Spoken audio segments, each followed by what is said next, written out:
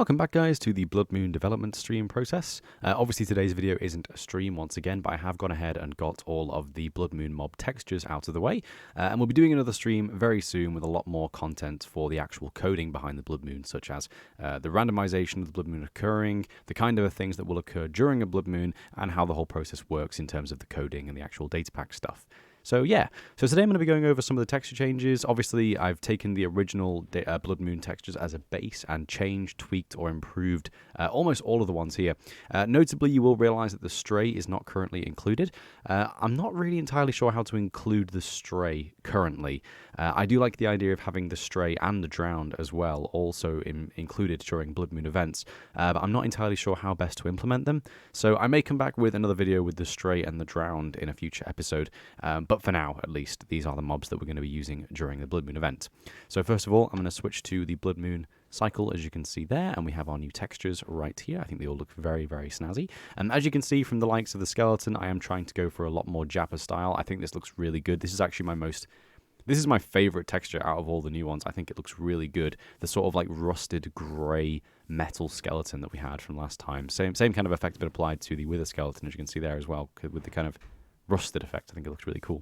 But yeah, as you can see here, I have gone for more Jappa style, but it hasn't worked for everything. So namely the zombie and the creeper, juice have had a bit of an effect applied to them as well. So kind of like lines going over the top of the skin areas at least, and somewhat on the body as well, but with different coloration as opposed to different levels of darkness and lightness.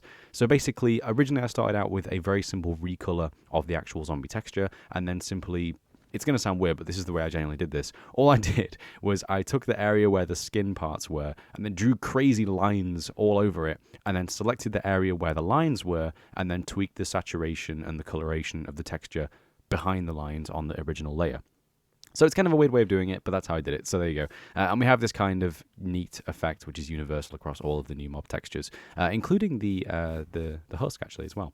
So yeah, there's the zombie. It's very similar to last time. It's very simply a recoloration of the original zombie, only with the brown clothing and trousers, as you can see there.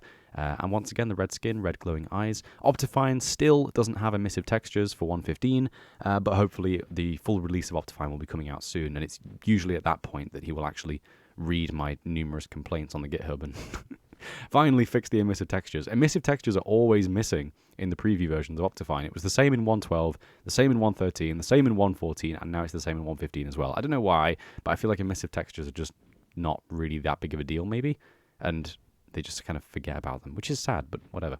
But yeah, so moving on from that, we have the skeleton. Once again, going for the sort of rusted skeleton look. I think this looks really nice. Very simply taken the original texture of the skeleton, made it darker, recolored it to be this sort of browny grey, and then done the same process with the streaks, only the streaks are now this rusted orangey brown colour that you can see all over the skeleton. Once again, I think it looks really good. I am really happy with the way this looks.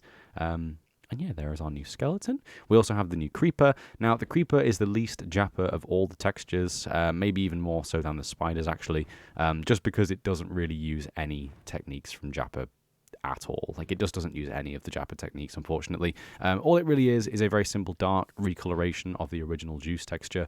The obviously eyes and face parts of the creeper are now all the same bright glowing red color. They will also be emissive when that feature is available once again. And the body does have a similar kind of effect with the lines going back and forth, but it looks more meaty and more fleshy. Just like Juice should. So yeah, there you go. We have Juice 2.0. I think he looks really cool. Spiders have been changed a tiny bit. The cave spider is almost identical to what it was before, just with a slight recoloration to make it a little bit more vivid, especially the eyes as well. And the regular size spider is actually a lot darker now. So originally, these guys actually had the same texture when it was when it was a Bloodmoon, so they would both have this texture essentially. And just to make them a little bit more differentiated and add some variation to the mobs that we're going to be seeing during a Bloodmoon, I've made the spider much darker and much more angry looking. Obviously, we have the husk. I've already done a video on all of the production behind the husk already. Now, obviously, for the husk, as I've discussed beforehand, I wanted to have the Super Hot Zombies optional module of SBS V1.1, but like permanently assigned to husks. So husks will like light fires around themselves and set players on fire and clear water around them and melt snow around them and things like that. Husks are going to be quite scary. Originally, that was an optional module that would apply to all zombies, so all zombies and all husks as well. And eventually they would fall into water and become drowned as well. Maybe that's a technique we can use, actually. That would be cool. We could probably use that to our advantage, actually, with the Tround. I'll think about that some more, but yeah. But obviously now we're going to have that kind of module permanently applied to all husks, and as a result, I've done this really neat burning texture for the husk, and I really like this. I think it's really cool. This is a complex number of techniques right here. So right now, to have this effect be created, what we have random mob textures, which is an Optifine module. We're using time and moon-faced base detection, so it only appears during a blood moon, and it has a custom entity model to have the extra tiles on the arms and the head, and it has custom Optifine animations to animate part of a mob skin texture, which you can't usually do. And it's going to use emissive lighting when that's available as well. So this is a perfect opportunity of all the different techniques, a perfect opportunity to showcase the different techniques that I've learned throughout this process, because this guy is going to be so cool when he's done. So cool. I really like this. I cannot wait to give him emissive lighting, and hopefully we'll be able to do it really soon. Now, next up we have the Phantom. Yeah. Wait. There he is, there's the Phantom.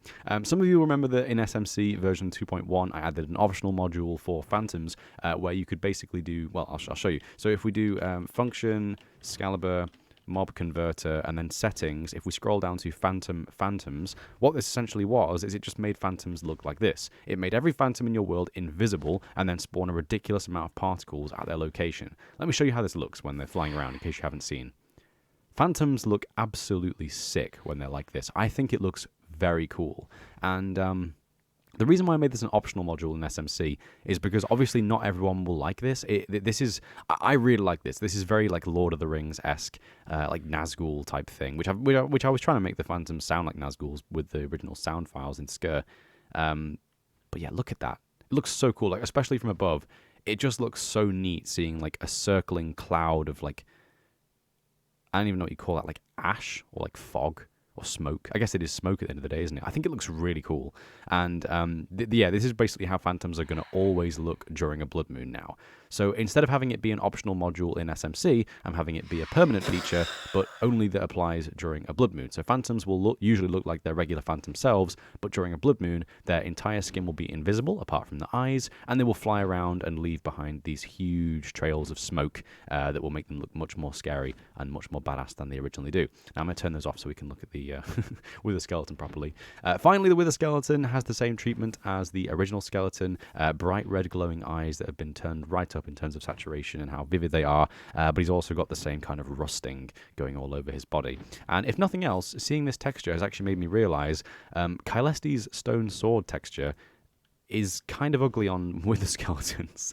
Like, I like the idea of players and zombies having this because it's like a primitive tool, but I don't like the idea of skeletons having this. So maybe I'll make some custom sword texture for withers that they would spawn with, as opposed to the stone club as like a module in SGT or Resurgence of the Void in the future as well.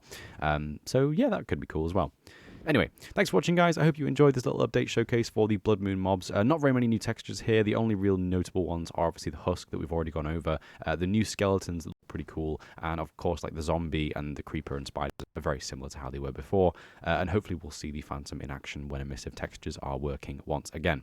So anyway, yeah, I'll be streaming again at some point this week. I can't say for sure when it will be, because it'll just be when I have time or when I feel like it or whatever. When I have time. We're all trapped at home. What am I talking about? It'll probably be sometime this week. But yeah, I'll be getting on with some of the actual coding elements of the Blood Moon data pack. So yeah, thanks for watching, guys. I hope you enjoyed, and if you have any feedback for me, please do leave a comment below. Otherwise, I will see you in the next one. Thanks for watching, guys. Take care, and bye-bye.